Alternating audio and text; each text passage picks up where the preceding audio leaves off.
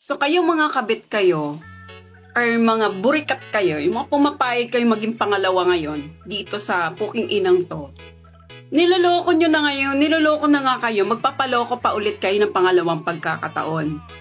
Grabe talaga yung katangahan nyo. Kahit ano pang sabihin ng hinayupak na yan, hindi ka kabit. Ikaw yung mahal ko.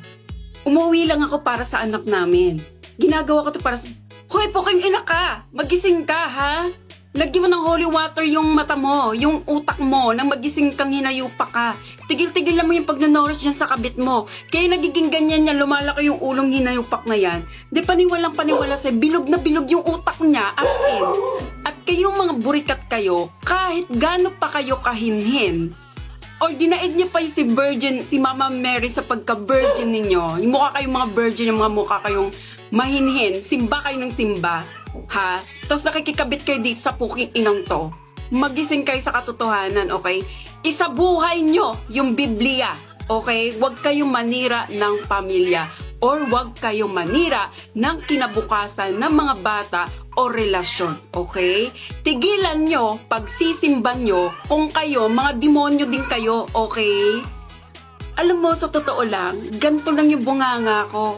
Pa-virgin, alam mo yon, kasi makasalanan ako, hindi ko sinabing righteous ako or malinis ako, hindi ako nagmamalinis, makasalanan din ako. Pero, hindi talaga nakikipag-cooperate yung bibig ko, okay? Mukha lang akong mahinhin at mukha din akong virgin, okay? Pero, alam mo yon, yung bibig ko talaga, hindi talaga siya nakipag-cooperate, dong. Kaya kahit anong gawin nyo, makakarinig talaga kayo ng masasarap na salita galing sa akin, okay? Kaya kayong mga simba ng simba, ha? Isabuhay nyo yan. Huwag nyo masyadong niloloko yung sarili ninyo. Mahiya kayo kay Lord, okay? Yung mga ganyan ninyo, Diyos ko po, alam nyo yun? Alam nyo ba, ang daming mga nag-views dito sa post ko, nauna pang ma-views yung mga friends nyo, yung kamag-anak nyo, yung mga nakakilala sa inyo, abangers sila, dong. Alam nyo ba yon? Sa lahat ng post ko, eto mga to hindi followers to, pero nauunang mag-view sa post ko.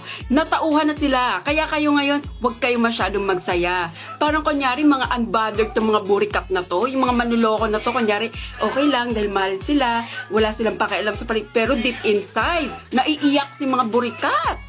Alam mo yon, masyado na silang na emotional damage. Kasi pinag-usapan na sila sa paligid Dahil yung mga nakapaligid sa kanila, aware sila na mga burikat sila. At nanuloko, itong mga manulokong to, hindi pa ako tapos sa inyo, okay? Pakasay muna kayo today.